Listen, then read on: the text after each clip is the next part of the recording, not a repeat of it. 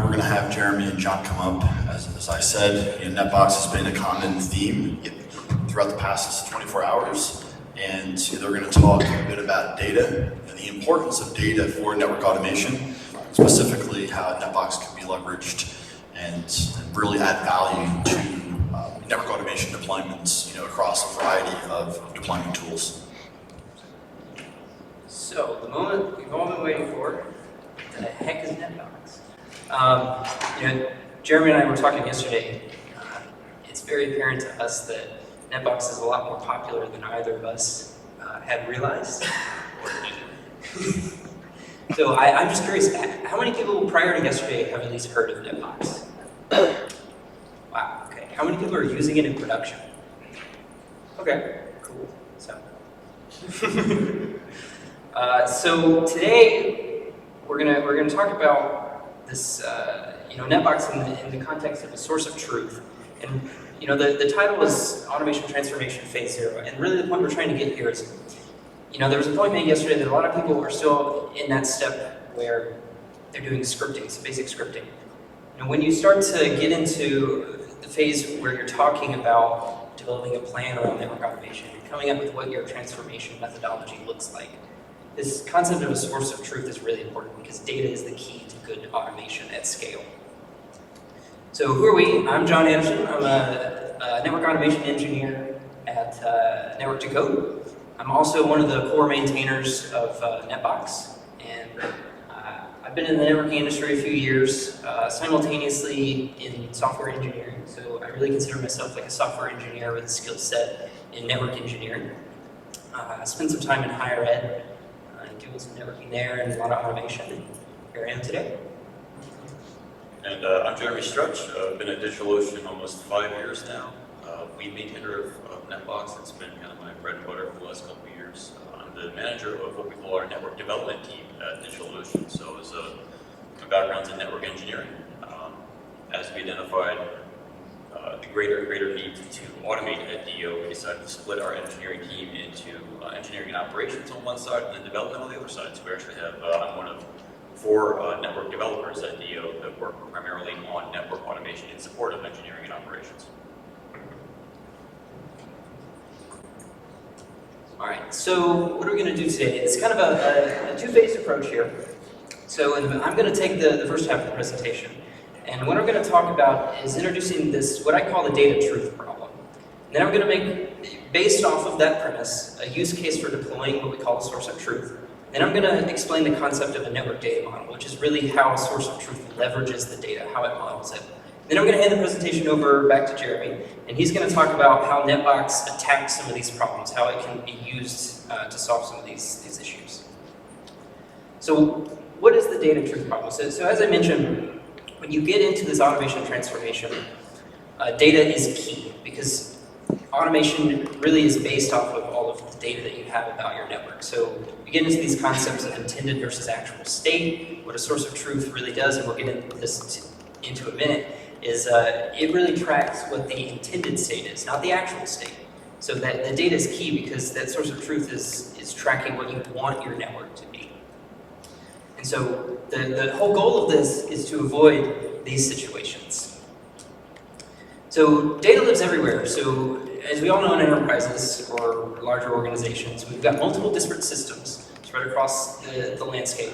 And those platforms tend to have little to no continuity in the context of data. So we've got tons of data duplication. We've got the same data types, same data domains spread across multiple systems, lots of data duplication there. And enforcing constraints across those systems is actually very hard. So like if you're familiar with the concept of databases, we have these things called foreign keys. And we can do data constraints on those, but that's because all of that data lives within one system. To try and do that across disparate systems is actually a very hard problem to solve. Most systems assume the authority for the data that they own. So because you put data in a system, that system, the way it interacts with that data, assumes that it owns that data from an authoritative standpoint. Data is often hidden. How many people today use Excel as their IPAM? Or have in the past? Yeah, every hand probably goes up for that one. And if we remember back to those times, there was always this problem of that Excel file that was our IPAM, there are how many different versions of it out on the network? Hundreds and hundreds. And it's all stored offline, and that means that there's no way to get to it from a programmatic standpoint. There's no API to access Excel when it's on somebody's desktop. We have different levels of data hygiene, so you've got good data, bad data, questionable data all over the place. So this data trust problem. So when two systems store independent sets of the same data, which system has the correct version of that data at any given time? The answer is neither of those systems do. And this is the concept of a source of truth. So here's an example of that. So say we've got a device inventory that we need to store, and we've got a monitoring system and a billing system. So our monitoring system needs to store that device inventory to be able to go and collect information from the network. And our billing system, perhaps we need that device inventory so that we can collect metrics for billing our customers for traffic management, stuff like that. So in this case, whenever we deploy a new device, humans got to go and put that new device in both systems. So this is an error-prone operation. So a human could perhaps accidentally forget to put it in the billing system. It winds up in the monitoring system. Or there's a typo. And from a data standpoint, that typo creates two different devices. And so when we look at these systems and we try to query them for who's got the correct inventory of devices, from an automation standpoint, we can trust neither system. Now a human, because we have sentience, we can go in and we understand our network in our brain. We can look at those and create, and look at that differential and figure out which one is right, fix stuff. But automated systems can't do that, or at least it's extremely hard to build that logic in. So it's super important that we pick what we call a source of record. So in this case, we're saying that our monitoring system is going to be our source of record. Now, you can arbitrarily define what you want your source of record to be, but what that means is one system is going to own the data. So in this case, our monitoring system is going to be the authoritative place for our device inventory. And what we can do is all the other systems that need that same copy of the inventory, we're going to automatically sync that. So we can export our device inventory from our monitoring system, we can ship it off to our billing system and import it. And what that means is as the monitoring system's data changes, that'll automatically be synced by whatever mechanisms that we wind up building to our billing system. And this has multiple benefits. One, human only has to add something to one place. And our automation systems can trust that the monitoring system has what we consider to be the most up-to-date version of that data. So data constraints and deduplication.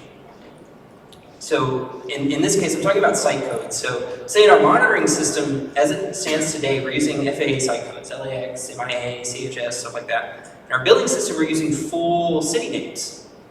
Now again, from a human standpoint, LAX and Los Angeles, I know those are the same things. An automated system doesn't. A computer doesn't necessarily automatically know that MIA and Miami are the same entity. Now we could create some sort of mapping table that would map those, but that's very cumbersome in scale, and it's not a good approach. So the idea here is we want to enforce strict standardization. So we're striving to use the same data format across systems. If you want to use full city names, that's fine. If you want to use FAA site codes, that's fine. The point is use them that way across every system when you can. So as I mentioned, enforcing data constraints across disparate systems is a very hard thing to do. So standardizing the data formats can help that, but really we need to enforce a lot of that through policy and process. So a point that a lot of people miss in network automation is that the business processes have to evolve with your automation platform as well. Now we're not saying you have to go and change the way you do everything day one. That's totally unrealistic, but if you're trying to automate processes as they exist today, you can come into a lot of pitfalls. You need to step back, look at that process, and figure out how can I modify this to help my automation system, to make things easier. And then finally, we want to eliminate instances of multiple sources of truth. So that's back to what I was talking about with our monitoring system and our billing system, thinking that they both own the same data. Both of those systems think that they're the source of truth, but in fact, neither of them are. So we want one source of truth per data domain. We'll talk about that. So don't repeat yourself. So we want to reduce the instances where we're repeating the same data. So when we can, we want to reference existing data in our systems. Now, as I mentioned, data constraints across systems are hard. So what we will have to do a lot of times is data synchronization. So exporting out of one system, importing into another, using APIs across systems comes in handy. So what is the source of truth? So source of truth is an authoritative host for data. In terms of data trust, the source of truth always wins. What that means is take two systems, one that we have defined as our source of truth and one that's not. We know that the source of truth always wins no matter what data is over here in this other system. Now, that does not mean that the data that's in the source of truth is actually correct. That's up to humans in process to ensure data sanity. Now we can put automated checks in against our data model to make sure that the data that's going in and the data that's in there is kept up to date over time. But ultimately, you've got to keep the data that's in that system sane. And again, that comes back to the premise that in automation, the data is key. It's king of the whole thing. You've got to make sure that the data is good. Other systems can trust the authority of the source of truth. So that gets back to my automation system should be looking to one place for that source of truth data. So that means one system to rule them all, right? That'd be the easiest thing in the world. So what is a single source of truth? And we use that context. That's come up a couple of times. So a single source of truth does not mean a single source of truth. What in the world does that mean? That means that we need a source of truth per data domain. So we can have an IPAM system. We can have a device inventory. Those are two different data domains. Those can be two separate systems. But the point is we're not going to have two IPAM systems that we're going to call our source of truth. We're going to have two device inventories. So this gets into the concept of a monolith versus an aggregate. So a monolith would be one system that contains all of our data. It's honestly unrealistic to think that that's possible, especially as you scale up. We're going to have multiple sources of truth out there. But again, we want to make sure that we have a single source of truth per data domain. And that comes back to the point that no tool can do everything well. And if you're looking for one tool that can do everything, chances are it's going to do a lot of things not so well. So pick the right tool for the job. So here are some examples of data domains in network automation. These are like the ones that always come at the top of the list. So device inventory, circuit terminations, VLAN port assignments, BGP peerings, interface connections, and IPAM. So mine is BGP peerings. NetBox does all of these really well. So I would say it's the right tool for the job, but I might be a little bit biased. But so what I'm representing here with the clouds is these are your data domains. So these can represent instances of sources of truth. Now certain tools like NetBox can be the authoritative source for multiple data domains, but it doesn't necessarily have to. But the point is here, don't have two systems that are storing circuit terminations. Don't have three systems that are doing your IPAM data. You have, now IPAM is an interesting use case. So you can have one system that stores your IPAM data, and DHCP winds up having the same sort of data that your IPAM does, right, in a lot of cases. But remember, we're going to sync that data across. We're going to generate our DHCP config based off of our IPAM. So what is a network data model? So we talked about a lot of source of truth type stuff. Data modeling is really the basis of how we can build an effective source of truth. So data modeling is really defining a blueprint for how we want data to look like. Now this is not to be confused with the data structure if you're familiar with those terms. Data structures are like lower, it's a lower level construct for how we represent data. Many times data structure is an instantiation of a very simple data type or data model. Now the important part about data models, this is the key, is they define constraints and the bounds for data validation. So this is an example of a data structure. It's a very simple thing. If you've done some Ansible before, you've probably done some things like this. This is just a dictionary of VLAN definitions where I've got a VLAN name printers with an ID of 254 and a description. So how would we represent this as a data model, and why do we care? So in this case, this data structure, we can see we've got some different types here, but like this ID, for instance, we could give that a value of 6,000. It's not necessarily valid, right? That's not a valid VLAN ID unless you're doing SDN. This is a data model, and so data models define the constraints around the data. Yes, this is Yang. If you've never seen Yang before, but hopefully you saw some yesterday. So this data model defines what would be valid for that given data structure, and we can see up there lines 4 through 8-ish. Are defining the constraint for our VLAN ID, saying that the valid range of a VLAN ID is this chunk. And then we can see that VLAN data is that grouping where we define we have a leaf type of ID, which is just a value which comes from that data type VLAN ID. And then we have a name, which is a string, and a description, which is a string. Here's another example of data modeling. This is stolen right from NetBox. This is an excerpt of what we call the site model. So NetBox has this concept of sites. Jeremy will talk about this in a moment.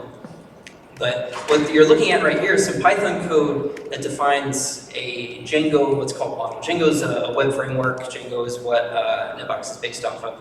But what you see here is an object relational mapping. So we're defining in Python the data types that we want as a part of our site model. So a site has a name, it has a status, it can be linked to a region, and we do that here. And so what this allows us to, in Python, is deal with these data tuples that come out of the database in a programmatic fashion, in an object-oriented fashion. So this is just another example of data modeling that you can do. So with that, I am now going to hand it back over to Jeremy Stretch. He's going to talk about how NetBox attacks these problems. Thanks, John. It's really hard to suppress my urge to stand like your backup part. Source of truth, eh? So before I get into it too much, I want to touch on some terminology briefly in case you haven't heard it before. So two terms that come up a lot when we talk about NetBox are IPAM and DSIM. So IPAM is IP address management. Really anything that deals with managing IP numbers and conventionally anything related to IP addresses. That includes things like autonomous system numbers, VLAN IDs, and so forth. Very vaguely, it's kind of just think of a genre of data, right? So number of resources, I like to call it. It could be tracked in anything. You know, IPAM, a lot of people think, well, I'm going to get an IPAM. They say like, what's my IPAM tool? Well, it could be anything really, right? It could be a spreadsheet, anywhere up to like a full-blown application dedicated just to managing number of resources. The other term is DSIM, Data Center Infrastructure Management. This one's a little bit overloaded, so my apologies to anyone with the facilities background. In this context, we're talking about the physical resources that comprise a network. So sites, racks, devices, cabling, you know, all that good stuff. So these are pretty much complementary to one another. A little bit about NetBox itself. This was originally developed internally at DigitalOcean back in 2015. It was open sourced in 2016. We've actually got our 3-year anniversary coming up here in a couple months. It was intended to function as an authoritative source of truth for the network. So NetBox is one instance of an application that functions as a source of truth. It's far from the only one, obviously, and as John mentioned, you likely have multiple. Things that it's not, just to be clear, it's not a network monitoring system. It doesn't go out there and check whether devices are up or down. NetBox is the component that says whether a device should be up or down. Monitoring systems can pull that data from NetBox to determine what devices you should be monitoring, right? If the device is offline because it's under maintenance or deprecated, it shouldn't be monitored, right? It's not a DNS server. This is kind of a point of contention in the community, and that NetBox doesn't directly manage DNS records. We have a feature request open for that now. But even if it did, it wouldn't be serving the DNS records. Likewise, it's not an authentication server, although you can use NetBox to store credentials such as radius secrets and local credentials and things of that nature. It doesn't serve radius or LDAP or anything by itself. But it does integrate very well. Hopefully that's kind of driving home the point that this is where the data can live, and then other systems which are way, way better than anything I could write can pull that data from and serve that, right? So like if you have a free radius instance, for example, you can extract all the secrets that are stored in NetBox, the keys and whatnot, and export that into a free radius configuration. That free radius then, which has been around forever, can do a much better job of serving. So why did I build another IPAM? Good question. So back in mid-2015, I went looking for a solution for us at DigitalOcean. Prior to that, we had been using Google Sheets for our IPAM. We had 3 of them. None of them were correct at any given time. And it was just a mess. So we went around looking. We looked at both open source and commercial solutions. So on the open source side, back up, caveat. This is, again, going back to 2015, 4 years ago. What I'm saying now may or may not be relevant or applicable to the tools as they exist today. So this was the case back 4 years ago. Open source solutions that were available at the time either lack the decent component, meaning they would do a great job of managing IP resources and all that, but we wanted a decent component as well. Some of them were no longer actively maintained, right? That's just the unfortunate reality of open source. Projects, particularly that have been around for a long time, may no longer be under active development. That's not to say they're not mature, but getting new features added or bugs fixed can be problematic unless you're going to go and fork that code and take over yourself. Or they were just difficult to integrate. We wanted something that had an API so that we could position it to feed other tools that we had in use. Over on the commercial side, our biggest problem was pricing, surprise. DigitalOcean is a cloud hosting provider, and what we found is that many of the commercial tools, most of them I believe, use volume-based licensing where they're charging you based on the number of public IPs that you use. This is problematic if you're a cloud hosting provider. I'm not knocking the licensing model because it's fair to bill a customer based on the value your product provides to them. But in our case, we allocate like a /20 worth of public IPs at a time, and we do that pretty routinely. That's like Tuesday for us. We have many /16s worth of IP space, and unfortunately, vendors were not willing to budge on the licensing model. So it would cost us millions of dollars for something that we're not getting millions of dollars worth of value out of. The other aspect of commercial products were that many of them did things we just didn't need to do. It's not to say they were bad products, but for example, some of them will act as a DNS server. We already have a DNS infrastructure, we didn't need that, we didn't need to pay for that extraneous feature. So my manager gave me a week to put together a proof of concept. Initially, I just worked on a very minimal IPM feature based on Django. It did IP prefixes and IP addresses, and that was about it. I think site management was in there as well. So the initial commit was actually July 7th, 2015, and this is before going open source. So NetBox is a little bit older than what appears on GitHub. Later in 2015, I started adding custom stuff. I added circuits, so data communication circuits, not power circuits, and secret data. So it's actually going to be stored encrypted in the database and encrypted on request. Open source release was on June 23rd, 2016. DigitalOcean was very supportive of the open source release of the product.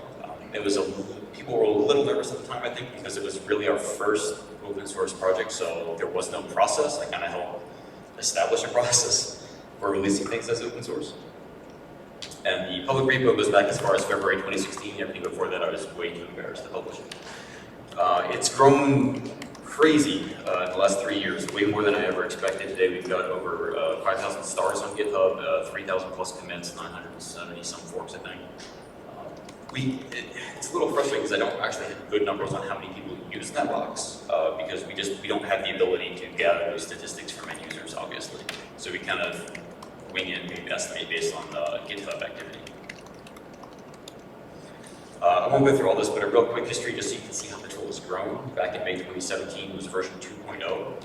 And the big thing there was an actual legitimate REST API instead of me just trying to figure out what an API is. This actually had full read-write capability for the entire data model. And then we went and added things like Napalm integration, so you can use NetBox as a Napalm proxy for devices. So you can make an API request to NetBox saying, give me the LLDP neighbors for switch 123, and NetBox then will reach out to that device on your behalf, pull in LLDP neighborship information using Napalm, and respond with a JSON REST API response. We added a bunch more stuff like virtual machines, virtual chassis representation, which is a real mess if you ever get into it. VLAN interface assignment, which I think was John's first major contribution. And webhooks, config context data. Physical cabling was a big one in version 2.5, and version 2.6, which is currently in beta, will introduce power feeds, caching, use-specific permissions, and custom links, which make it even easier to reference external records from NetBox. So again, touching on that concept of multiple sources of truth for different domains. So maybe you have a system that tracks inventory data for devices. You can actually create a templated link that puts a button on the top of the device page. You can say, click to go view the inventory, and it'll pop up a link in the browser to whatever you tell it to go look at it. Version 2.6 is in beta right now, due to be released probably either next week or the week after. Please, if you're at all interested, please download it, have a look at it, make a copy of your production data if you're using NetBox. Don't use your production database on it. Again, it's a beta, but really, really interested to hear any feedback you have. We depend very heavily on user feedback for NetBox development and kind of not just for bugs and stuff, but to see where your product should be headed long term. All right, so design tenets of NetBox. There are three kind of guiding philosophical stances, if you will, that I try to focus on when building out NetBox. So the first one is replicating the real world. I'm sure everyone's used an application before where you have a device, and you create a device, and you give it an IP address, right? In the real world, you don't assign devices IP addresses. You assign interfaces IP addresses, right? Layer 2, layer 3. So that was something I was very adamant about in NetBox. And you can assign primary IP addresses. So like from all of the IP addresses assigned to interfaces belonging to a device, you can pick one of those as the primary, one for V4, one for V6. Another example is you can't connect wireless interfaces, right? You can't use a cable to connect wireless interfaces. That wouldn't make any sense. That's something we're kind of trying to figure out now, like for wireless point-to-point links. Well, we could use a cable model, but how do you assign color to a cable between wireless interfaces? Visible, yes. Second point was to serve as an authoritative source of truth, so everything John just talked about, representing the intended versus the actual state, right? Is the device up or down? Well, NetBox says whether the device should be up or down, then your monitoring system finds out whether that's true. It doesn't do any kind of automated discovery. Again, if you, this comes up kind of frequently. People say, well, why can't NetBox discover stuff? Why can't you just sweep, do a ping sweep on a /24 and tell me what IPs are out there? Well, for one, there's already about 170 different tools that'll do that, better than anything I can write. And two, so let's say it's 8 o'clock Tuesday morning and you do a ping sweep, and you find there's 127 devices active. Okay? And now it's 8:01 Tuesday morning and there's 119 devices active. Which one is correct? Right, all that ever does is give you a snapshot in time. It's not telling you whether there should be this many devices or even whether there are this many devices. Some just won't respond to ping for whatever reason. And it's not really telling you what those devices are, put them there or anything like that. Now obviously there's a place for discovery, and I'll talk about that here in a second. And finally, keeping things simple. It's an open source application. It's got 3 developers, all of whom are part-time, 3 maintainers rather. And various community contributions as well, of course. But it's not something that's going to cover every single use case. We strive for an 80-90% solution for things, things that are going to find that happy medium between the breadth of functionality that it offers and the ease of maintainability over time. Nothing will cripple an open source project faster than trying to make it do everything at once. Okay, so data source. Anything can be a source of truth. This is kind of a concept that people might struggle with a little bit, but if I take this notepad right here and I write down devices in my network are router 1, router 2, switch 1, and switch 2, and I post this on my desk somewhere, that's a source of truth. That's me as a person who owns the network saying, these are the devices that exist on my network. It's not a very good source of truth, but it's one. It doesn't provide any validation, right? If I do that, I'm just writing down a list. It doesn't mean anything. I can't share anything. I can't replicate that. I can't even update it. So we use purpose-built applications that provide curated constraints to enforce validity. Examples of this. You can't install physical, this goes back to model of the real world. If I have a 42U rack and I have units 20, 21, and 22 open, I can't put a 4U tall device in there, as hard as I might try. It's just not going to work. So that's where we have this concept of validation, right? You could use something like just an Excel spreadsheet, for example, or just a bunch of JSON objects, right? That could be a source of truth. But that alone doesn't provide any real validation of the data. You need some sanity checks in there to say, is what the user's trying to do supportable in the real world, or replicable in the real world? Another example is you can't assign an IP address to a rack, right? You can't have that foreign key relationship in a database that has all of my IP addresses. I can only send an IP address to an interface. I can't assign it to a rack. That doesn't make any sense. Constraints actually comprise a large portion of the value provided by an IPM DSIM application. Right? That's why we have these purpose-built applications. That's why we don't say just use spreadsheets for everything, right? The spreadsheet can only do so much. constraints are natural, some are philosophical. NetBox is very opinionated, mostly my opinions. As far as what it does, some people might disagree with it, that's fine. You know, you can't, I don't want to say my opinions are even right, it's more of like, this is how it works, this is the path we've taken, and we can't deviate that without a huge sacrifice in time and effort. That's just kind of the way it is. You know, I try to make the best decisions I can. I try to avoid, most of all, I try to avoid overextending ourselves to the point where we're defining a little too much. I'll err on the side of ambiguity rather than lock ourselves into something that might not have been the right choice. Granted, we can always make adjustments later on through schema migrations and all that good stuff, but it becomes very, very disruptive to do so. A lot of you probably have considered writing your own source of truth at some point, or maybe have undertaken that.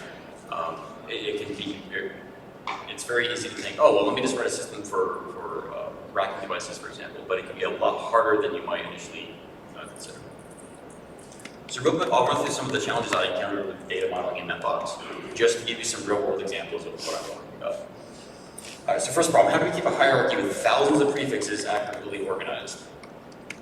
Right, so if I have a /24 inside a /16, do I have a foreign key in the database that points from that row into the other row?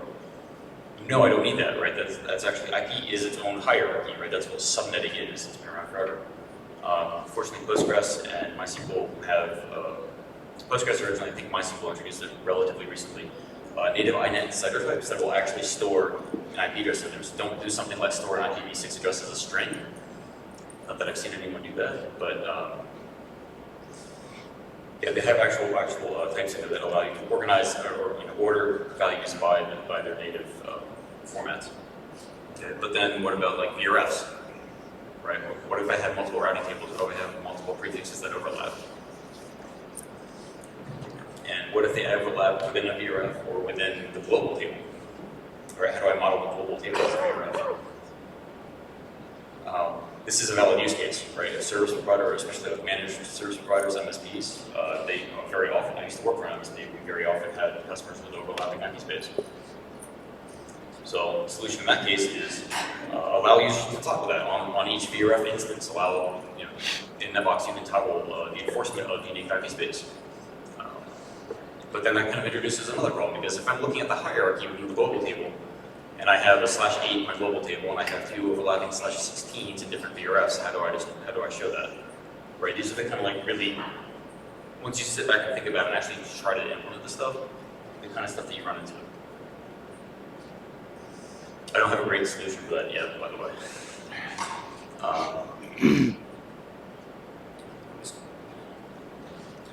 Devices is one as well. How do we model a device, right? How many ports does the device have? How do you model the different components? You have power, you have console, you have network, you have individual CPUs, memory, disks, and everything inside devices. How do we go about modeling all that? Well, the solution we took was to separate make and model from components, so you have an actual device. Here's when we create a device type. So, for example, every Juniper EX4300-48T has the same exact interfaces and power supplies and console port on it. Every device that's ever made, it's the same thing, right? That's what constitutes a model, a single atomic model of device. So we have a device type where you define everything on there. So I'm going to give it the 48 interfaces, the 102 power supplies, the console port, and all that stuff as a device type, and then that gets instantiated, so that gets replicated. Every instance of that has the same, by default, has the same interface components and everything. But then what happens if I realize, oh wait, there's actually 4 40 ports in the back of that 4300, and I want to start using them. That's not in my device type that I define. Well, we still allow the flexibility that you can add and remove components from device instances without affecting the core template or the core device type. But that's the kind of stuff that we that you run into. You really have to think about maintaining that flexibility for users down the road and trying to accommodate all the various niche corner cases. All right, so putting data into NetBox. We have a bunch of different ways we can get data in there. The first and most obvious is the web UI, right? You can sit there and click add device and fill in all the fields, click save, and the device will populate in NetBox. That's fine for one-off, it's not great for automation. We do allow CSV import for most objects. which works fairly well, especially if you have everything in spreadsheets right now. You can basically just kind of tweak your data, format it to the format NetBox expects, and just import that from the web UI. A little bit faster, but still not great for automation. So the best case is the REST API. So you can use this with raw HTTP requests, just using curl and files on disk, or you can use NetBox or GoNetBox, and there's a couple others out there that are purpose-built API clients for it. And last but not least, there's the Python shell. So you can actually, if you have direct access on the box, you can run manage.py NB shell and actually get a Python interpreter that has all the NetBox objects preloaded in there, and you can if you're familiar with Django, you can type the ORM queries directly to script things out. It's very powerful, also pretty dangerous. Direct SQL access, don't do this. This has come up occasionally. People modifying the SQL database directly. The reason I say not to do it is because, again, a large part of the value that NetBox provides is the constraints around what you can and cannot put in the database. When you start doing just raw insert and deletes, bad things can happen because all the data validation isn't, unfortunately, enforced at the database layer. A lot of that is application layer, and if you're bypassing that validation, it's very, very easy to break things. What about getting data out? Right, well, we've got the REST API, that's kind of the go-to for most situations, right? Just doing HTTP requests, getting JSON objects back. We also have customizable export templates. So I mentioned CSV. You can export CSV, just the stock representation that NetBox has, or you can write your own. And these can be anything, not just CSV. For example, we have free radius. We actually have a template that will export a free radius configuration based on the secrets defined in NetBox. And that can be loaded directly to free radius to run and serve radius traffic. Another one more recently is webhooks. So we have the ability to fire a webhook off to a different API in response to an action taken in NetBox. So for example, you might have a webhook set up every time you add a device that will reach out to your NMS and say, hey, start monitoring this device. So how do you stand up a source of truth? There's three phases. First point is collection. Right? This is where you say, look at everywhere you have things defined, right? Whether that's in a spreadsheet, whether it's in a sticky on your desk, get that all together. Think about all the different places you have things defined, even like your NMS, go through the configuration part by monitoring. Do I have that tracked elsewhere? This is where automation of discovery is great. Discover all you want, like discover your head off. This is great. Get all that into one point and then start curating. Right, curating means, okay, I have all this data from different places, now I need to figure out what data is right. Right, you're running into issues where you have duplicate IP addresses, you have outdated names, devices that are no longer on the network, stuff like that. Sort through all the cruft, get rid of the garbage, condense things, remove redundancy, and identify deviations from your desired state. Right, you might have an NMS that is saying a device is down, but in reality it's just looking at the wrong IP address, the wrong port, or something like that. You can't get around this. There's no substitute for human intelligence, right? At the end of the day, someone somewhere has to say what the network should look like. Once you've figured that out, and hopefully everyone on your team has agreed what the network should look like, then you get to the point where you're populating, right? That's how do we get enough data into NetBox or whatever your chosen source of truth is. Cleaning data, getting it into a format where it's easily imported and validated. So real quick, some lessons I learned from NetBox. First is you're not alone. Every organization has gone through the same kind of process as far as adopting automation. And it's interesting when like doing interviews and talking to people in different companies to find out where people are. We all seem to follow the same sort of process. It's interesting seeing where people are at what stage they are in that process. Everyone starts with spreadsheets, it seems. Second one is scope creep is a real constant threat. As John mentioned, it's very, very hard, if not possible, for one application to do everything well. And NetBox, in particular, with its position as an IPAM/DSIM application, is extremely prone to scope creep. Because some things make sense, right? Cables, racks, devices, IPs, VRFs, those make sense. Put those in NetBox. Some things, not so much. DNS records. Well, where do we draw the line? Contracts for devices, things like that. We have feature requests open for both, by the way. Whether or not they get implemented is still kind of up in the air. I came across this saying a while back. I saw it on links on Twitter. When you're running an open source project, no is temporary, yes is forever. Meaning, if we decide to accommodate a feature, it's in there for good. We can't ever go back and say, no, we're not going to do this anymore, right? In theory. Or we can, but it's obviously very disappointing for users. And finally, that was automation, which is just kind of reinforced by everyone here today.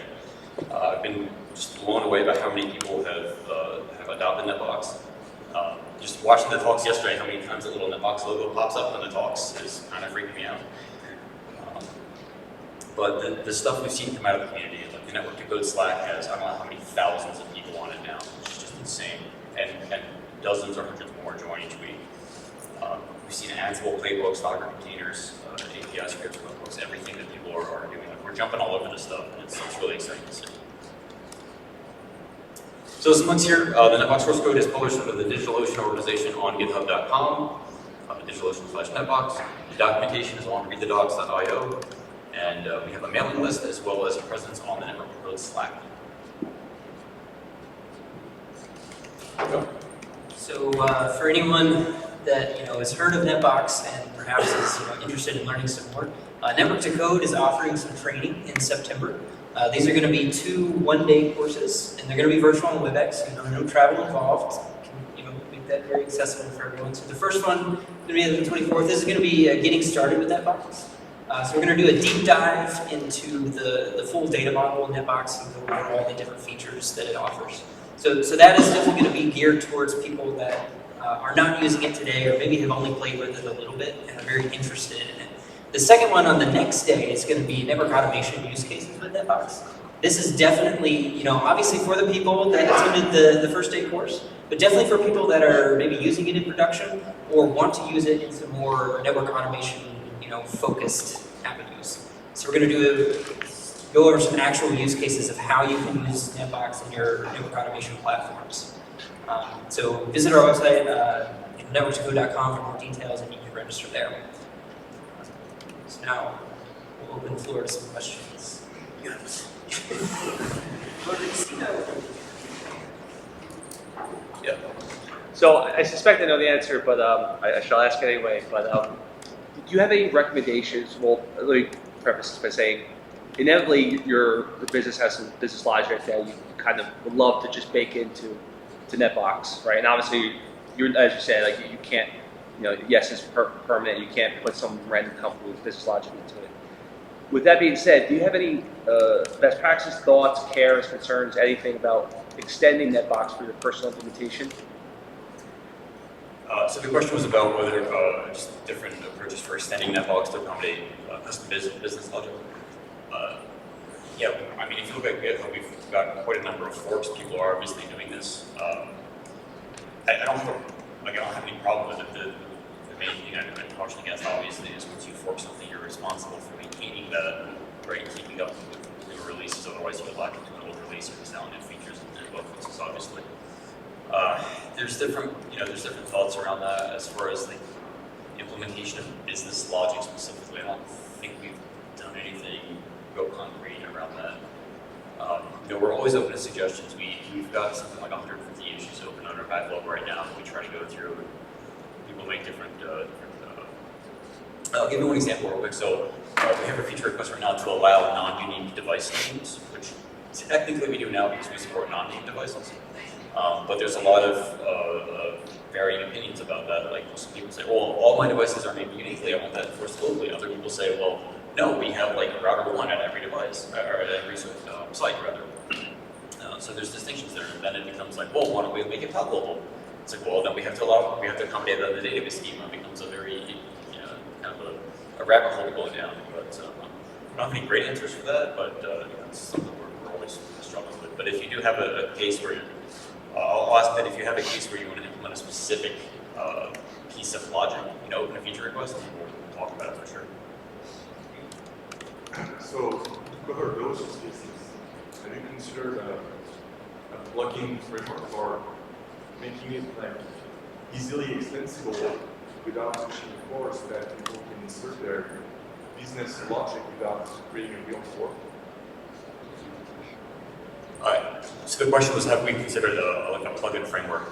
I mean, it's one of those things that sounds like great, but the reality is with 3 kind of part-time maintainers doing running NetBox, the level of development effort that we require to not only maintain and implement that functionality, but to maintain the support for things like that down the road. Whereas, hey, I'm running plugin XYZ. How do I, I'm having this error. They open up with NetBox. Well, if it's not a NetBox bug, we're already struggling with that. To be honest, it's bugs that aren't really NetBox bugs. It's something that sounds great, but it also touches on the point of, it's hard for one application to do everything well, and then you end up with like conflicting plugins, and we struggle just trying to keep up with the flow of feature requests as it is. So something like that, maybe one day, but probably not in the future. So,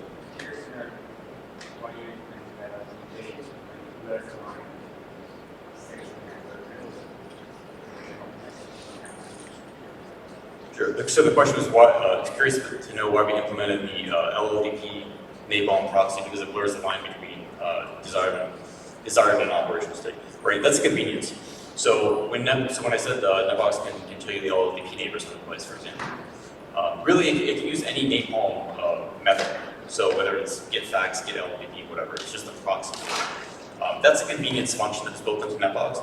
NetBox doesn't learn anything about the device. It's merely acting as a proxy. So I want to be very clear about that. I probably should have noted that better. So it's really just because NetBox is in a place where it knows about all the devices and everything, it just became a very easy way to see that. And the great part is, if you go on the web UI, you have a bunch of connections defined on NetBox. So NetBox knows what everything should be connected to, every interface on a switch, for example. You go to the LLDP neighbors view, NetBox will reach out to the device, pull down LLDP neighbors, compare to what it sees, and report invalid data, invalid connections. So that's primarily what drove that. You can also bring out facts and stuff, but it's mostly convenience. And it won't actually, when it does that, it's not importing anything to the database. It's just a snapshot of time. I was also going to add there, so one of Jeremy's earlier slides, there was the point that NetBox is not a monitoring system. So one of the questions I field often is, why is napalm in there to begin with at all? Because that is kind of geared more towards some monitoring stuff, especially because we really only support the Git methods. So to me, it's an instance of an effective source of truth. So it's a feature that helps you, bridge the gap and difference between intended and actual state. So NetBox does the intended state. So we have this convenience feature that can allow you to check the actual state and compare that in the UI. So I think features like that are interesting to us, but definitely not more generalized monitoring and alerting type stuff. So talked about shooting for 80% in robust versus 99% coverage, right? So what about the interface there? So we're a smaller service provider. One of the things that we need to track with much more fidelity than is present in the version of NetBox is more information about the routes than just an RF, right?